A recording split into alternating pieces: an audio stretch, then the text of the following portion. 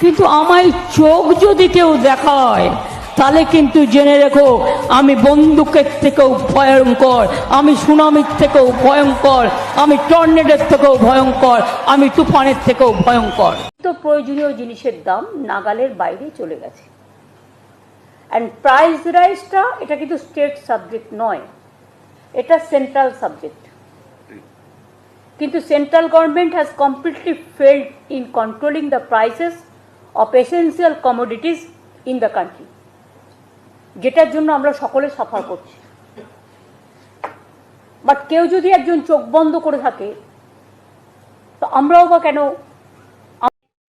কোন একটা TV channel, যদিও এটা মুকেশজির TV channel, I am sorry to say, এখানে আমি কোনো কম্প্রোমাইজ করি না।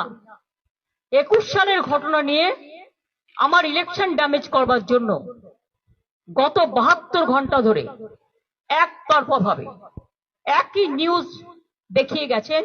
অথচ সেই সময়টা অর্জুন সিং ওখানকার এমপি ছিলেন এবং যারা করেছিল তারা কিন্তু অ্যারেস্ট হয়ে এখনো জেলে আছে। দুনিয়া কা হর চিজ বদলতে হ্যায় তো মোদি কা সরকার কিউ না বদলে? হাওয়া বদল হচ্ছে, আপনারা কি জানেন? আমরা শুনেছি, সংবাদপত্রেও দেখেছি, পৃথিবীর সব দেশ ভারতবর্ষে যাই